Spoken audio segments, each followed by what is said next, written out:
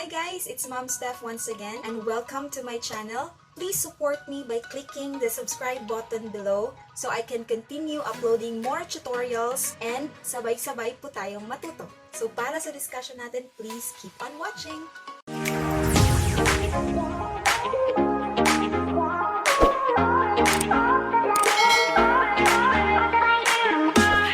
So kung nakikita nyo ngayon, nag-makeup ako ng konti kasi pupunta ako ng palengke. Charot. Sinukat ko muna yung uniform ko kasi baka hindi na kasya. So ang pag-aaralan natin ngayon ay ang part 2 ng Transformable Equations kung saan we will be dealing with rational algebraic equations that are transformable to quadratic equations. Ito yung mga algebraic equations na may mga fractions na involved. And we will be transforming them into quadratic equations in standard form.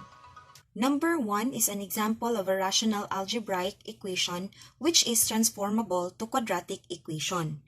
So pag sinabing rational, ibig sabihin nun in fraction form. So in number 1, we can see one term which is in fraction form, ang 6 over x. So yung goal natin dito is we need to eliminate the denominator x and then transform that into the standard form of quadratic equation. So to eliminate the denominator x, we need to multiply this side with also x. Bakit? Kasi if we're going to multiply x, that will be multiplied to each term inside this grouping symbol. And the concept that we're going to use here is when a number divided by the same number, that will be equal to 1 or commonly, tinatawag nating cancellation method. So, we can cancel this out, kaya mawawala na yung x natin dito once we can cancel. So, since we multiplied x to this side, we will also multiply that to the other side of the equation. And then, we will do distributive property or multiply x to each terms inside our grouping symbol. So, x times x, that would give us x squared, and this multiplied to our fraction will give us 6x over x. So, ito will be multiplied to 6 lang, and then just copy the denominator. And then sa kabilang side naman, this will be negative 5x. So, if ma-observe nyo, sa term na to, common na ang x sa numerator at ang x sa denominator. So, i-a-apply na natin ang concept na to. Therefore, x here can be cancelled out. So, we are now left with x squared, eto, plus 6 equals negative 5x. Pero, we need to set this into the standard form. So, we will just transpose negative 5 to the other side of our equation. So, we have x squared as our quadratic term, followed by positive 5x. So, from negative, this will become positive once it crosses the equal sign. And then, followed by our constant term, 6. And then, this side of the equation will become 0 since we already transferred negative 5x to the other side of the equation. And this is now our quadratic equation in standard form. So, sa example number 2 naman, if you observe, may dalawa na tayong fraction form sa ating equation. Yung dapat na concern talaga natin is the denominator.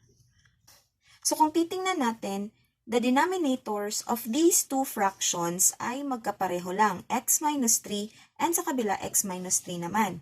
So, yun lang din ang gagamitin natin to eliminate the denominator. Kaya, ang gagawin natin, multiply to this side, x minus 3, and sa kabilang side naman is also x minus 3. So, ang mangyayari, x minus 3 times x. So, we have x minus 3 times x, and then, minus, eto, x minus 3 times 6. X minus 3 times 6, tapos yung denominator x minus 3, and then dito tayo equal sign, x minus 3 times 2x. So, x minus 3 times 2x, and then the denominator x minus 3. So, makikita natin na common dito ang x minus 3 sa numerator and denominator, kaya pwede na nating i-cancel out. Dito din, cancel. And then, pagdating dito is, pwede na natin itong i-multiply using distributive property. So, we have x times x, we have x squared minus 3x, negative 3 times x. Tapos, here, we are left with 6. 6 na lang yung natira. And then, equals 2x. So, ang nangyari ngayon, naging simple na lang yung equation natin. Wala nang complications ng denominator. So, ngayon, itatransform na natin into standard form. So, we will transfer 2x to the other side of our equation. So, the first term should be the quadratic term, x squared. And then, negative 3x, which is the linear term. And yung 2x na transfer natin, so from positive magiging negative 2x, and then followed by negative 6 equals 0. Ito, we can combine this first. Kaya, ang ating standard form ay x squared, the quadratic term, and then negative 5x, so the result of these two, and then minus 6 equals 0. So this time, this is now our quadratic equation in standard form. So for number 3, take note that our denominators are already different, x and 4. So pag ganyan ang nangyari, gagamitan na natin ng LCD, or the least common denominator. So to get the least common denominator, since puro monomials lang to, we will just multiply these two, kaya yung LCD natin ay 4x. Bakit 4x ang LCD? Kasi kailangan natin ng x to eliminate the denominator x here, and kailangan din natin ng 4 to eliminate the denominator na 4 sa term na to. So ang susunod natin gagawin is we will use the LCD and multiply that to each side of our equation. So dito naman, multiplied 4x. Multiply 4x to 6, so that will be 24x over x. Sa kabila naman, so plus, we have 4x times x minus 3 over 4. And then, sa kabilang side, ito magiging 8x. So pagkatapos yung i-multiply, tingnan natin yung mga common sa numerator at denominator, then we can cancel out the denominators. So, ito, common ang x, therefore, cancel it out. Dito naman, common naman ang 4. So, cancel 4 out. Since na-cancel na natin, mawawala na yung complications ng denominators natin. So, we are then left with, sa term na to, we have 24 plus, so sa term na to, we will multiply yung naiwan na x at saka x minus 3. So, magiging x times x squared, and then, x times negative 3 magiging negative 3x equals 8x. So, we now have a simpler equation, and then we can now arrange this para maging standard form. So, yung first term should be the quadratic term, x squared, followed by the linear term, negative 3x, and then, since linear din to, we will transpose this. So, that becomes negative 8x. Para later on, we can combine. And then, followed by the constant term, plus 24 equals 0. Ang susunod, combine like terms. So, ito magiging x squared lang, copy. And then, negative 3x minus 8x, that will become negative 11x plus 24 equals 0. And we now have our quadratic equation in standard form. So, sa example na to, yung denominators natin ay both real numbers, 5 and 4. Pero, walang common factor sa kanilang dalawa. Therefore, kasi wala namang common factor, yung LCD natin is just 5 to eliminate this denominator, at saka 4 to eliminate this one. Technically, this is 20. Pwede natin gamitin ng 20 kasi i-multiply mo to. But I recommend not to multiply it kasi para makita natin kung ano yung kailangan nating i-cancel. Kasi pag naging 20 na, baka makalimutan natin i-cancel later on. So since we now have our LCD, multiply it to both sides of our equation. We have 5 and 4. Sa kabila naman, we have 5 and 4. So multiply 5 and 4 to 2x squared. So we have here 5 times 4 times 2x squared over 5. Sa kabila naman, 5 times 4 times 5x over 4. And then we have 5 times 4, since puro numbers lang to, we can multiply this. So 5 times 4, 20, times 10, that will be 200. So ngayon, ito na yung sinasabi ko na pag minultiply natin agad, magiging 20, baka makalimutan natin i-simplify. Kasi dyan tayo nagkakamali kung minsan. Magiging malaki na yung numbers natin. So, mas maigi na yung simpleng numbers pa lang or maliliit na numbers pa lang para madali na natin makita. So, dito, makikita na natin agad that 5 is common, so cancel out 5. Dito naman, makikita natin that 4 is common, so cancel out 4. So, yung natira dito na term is 4 and 2x squared. So, multiply that, that will become 8x squared. Plus, dito naman, 5 times 5x, that will be 25x equals 200. So, to make this in standard form, transpose 200 to the other side. So, magiging 8x squared plus 25x minus 200 equals 0. So, we now have our quadratic equation in standard form. So, sa example na to naman, yung denominators natin ay 3x at x squared. Now, ang factors ng 3x ay 3 at saka x. Ang factors naman ng x squared ay x times x. So, may common yung dalawa. Yung common na factor sa dalawang denominator na to ay x. Pag nangyari yon, yung may pinakamalaking power yung kukunin natin as the LCD. Kukunin natin ang 3 to eliminate 3. And instead na x lang ang kukunin natin ay x squared. Kasi siya yung may pinakamalaking power. So later on, maka-cancel out din ng x squared yung x dito. So since meron na tayong LCD, multiply na lang natin 3x squared to both sides. So multiply this to the first term here sa numerator. So we have 3x squared times 2x plus 1 over 3x minus 3x squared times x plus 1 over x squared. Sa kabilang side naman, 4 times 3, that will be 12, and then copy x squared. So sa first term dito, common ang 3, so we can cancel out. X squared here means dalawang factors ng x. So x times x. Therefore, kaya nating i-cancel out yung isang x to eliminate the x in the denominator. So, yung matitira ay yung isang x na lang since na-cancel out na natin to. Okay? So, mawawala na yung second power niya.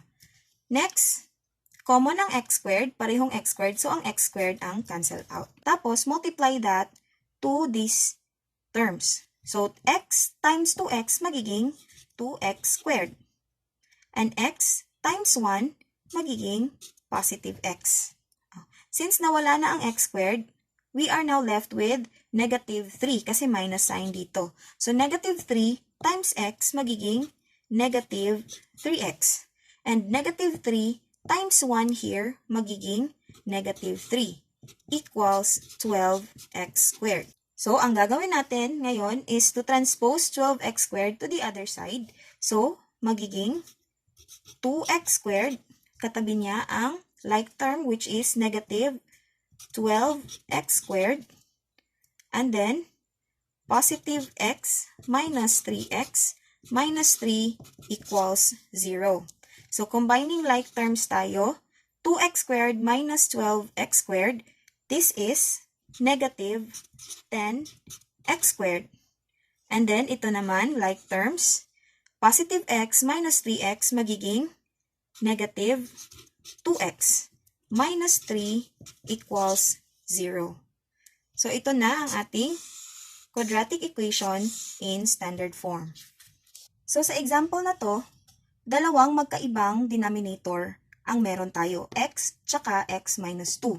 Hindi ibig sabihin na porket may x dito is common na yan kasi hindi naman to monomial. It's a binomial. Kaya, considered, magkaiba silang dalawa. So, yung LCD natin ay x, to eliminate this x, and x minus 2, para kaagad ma-eliminate ang x minus 2 dito. So, kagaya ng mga ginawa natin previously, we will just multiply the LCD, x, and x minus 2.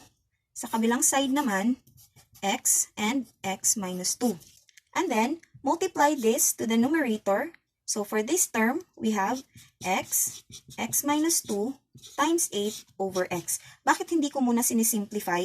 Kasi again, para makita natin agad kung ano yung kailangan nating i-cancel out. Sa kabilang side naman, this LCD will be multiplied to 2. Kaya we have 2 times x minus 2 over x minus 2. So, nakikita na agad natin kung ano yung kailangan nating i-cancel out later. And then, 1 times this, so plus x and x minus 2 times 1. So, yun lang din yung result. So, cancel this, x, cancel this again, x minus 2. So, nawala na yung mga complications. All we need to do is to simplify the numerator. So, this will be 8 times x, kaya magiging 8x, and 8 times negative 2, magiging negative 16, equals 2x. So, yan ay 2x. Tapos, plus, multiply this to each of the term. So, ito ay magiging positive x squared, and x times negative 2, magiging negative 2x. So, for this side, we can combine like terms first. We have 2x minus 2x, which is 0. Kaya, we are just left with x squared. And then, sa kabilang side, since hindi sila like terms, so we will just copy 8x minus 16.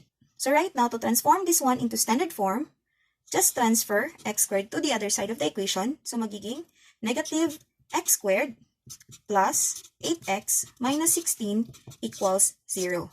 And yan na yung quadratic equation natin in standard form. So, sa example na to, yung denominators natin ay dalawang binomial. So, ang isa, x plus 2, yung isa naman, x minus 3.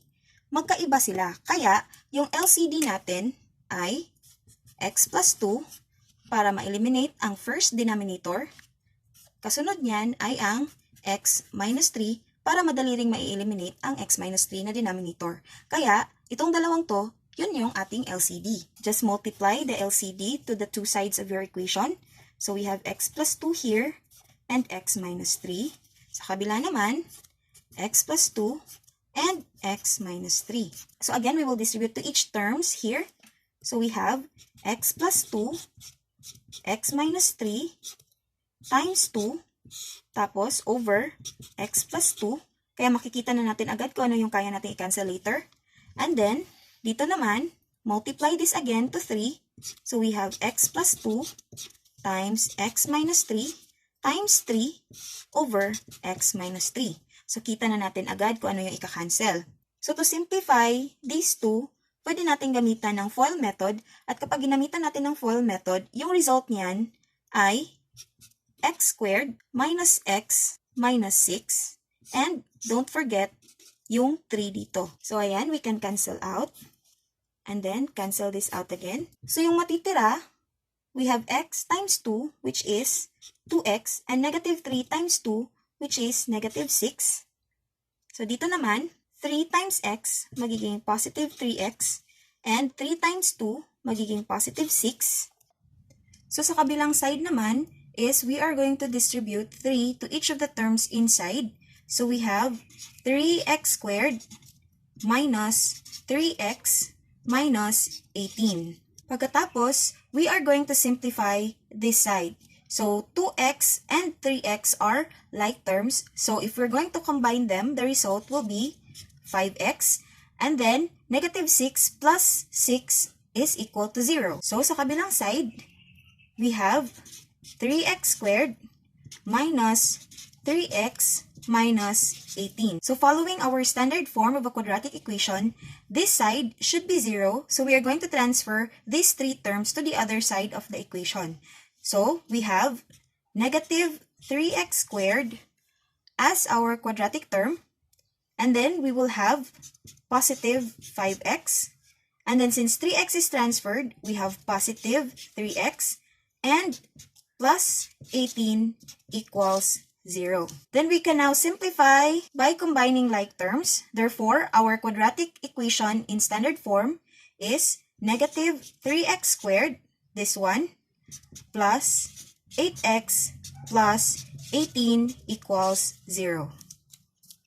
So sa example na to, our denominators are again binomials. But before we decide on our LCD na kukunin natin yung dalawang to, take note that this denominator is factorable. So, i-check muna natin kung wala ba silang common. Now, remember that this expression x squared minus 1 is a difference of 2 squares, which is in our special products. So, yung rule natin dyan is, pag meron kang first term na perfect square, which represents our x square here, minus yung second term na perfect square, which represents our 1, kasi yung 1 is a perfect square, di ba? So, ang factors niyan ay kukunin mo lang yung square root ng first term at saka second term. So, a and b, tapos magiging positive. And the next factor is a and b pa rin, magiging negative. Kaya, ang factor ng x square minus 1 ay x plus 1 at saka x minus 1. Yan yung factors niya. So, ang x plus 1 ay common. Okay? So, merong x plus 1 na napapaloob sa x square minus 1. Kasi, difference of 2 squares yan. So, instead na mag-decide kaagad tayo na ang LCD natin ay x plus 1 tsaka x squared minus 1, hindi ko ito i-advise kasi mas maigi na simplified na agad yung LCD natin. Kaya, mas madali na rin siyang isolve. So, yung LCD lang dapat natin ay x squared minus 1 or x plus 1 times x minus 1. Magkapareho lang tong dalawa kasi nga, ito yung product, ito yung factors niya. Kahit alin dyan sa dalawa, pwede nating gawing LCD. So, ang gagawin lang natin again, multiply x squared minus 1. Sa kabilang side naman, x squared minus 1. So, multiply, we have x squared minus 1 times 3x over x plus 1 equals 12 times x squared minus 1 over x squared minus 1 plus, eto, multiply din sa 2. So, magiging 2 times x squared minus 1. So, to cancel out, eto, pwede na nating i-cancel out. Now, pagdating dito, take note that x squared minus 1 ay may factors na x plus 1 at saka x minus 1. So, eto, x squared minus 1 ay equivalent lang ng x plus 1 tsaka x minus 1. Kaya, pwede natin itong gamitin upang ma-cancel out ang x plus 1 dito. So, cancel out. Kaya, instead na x squared minus 1, yung matitira ay x minus 1 na lang. So, ang mangyayari, multiply 3x to x minus 1. Ang result ay magiging 3x squared minus 3x. Sa kabilang side naman, we are left with 12. Tapos, plus 2 times x squared magiging positive 2x squared. And 2 times negative 1 magiging negative 2. So, isimplify muna natin to. 12 minus 2 ay magiging 10. And we have 2x squared. Sa kabilang side, we have 3x squared minus 3x. So, to be able to get the standard form, we will transfer these two terms to the other side of our equation. So, then we will have 3x squared minus 2x squared minus 3x minus 10 equals 0. So, combining like terms, we have this as our quadratic terms. Therefore, we have x squared minus 3x minus 10 equals 0 as our quadratic equation in standard form. So that's the end of our tutorial. I hope may natutunan kayo. And please subscribe to my channel and give this video a thumbs up. And I hope to see you guys next time. God bless!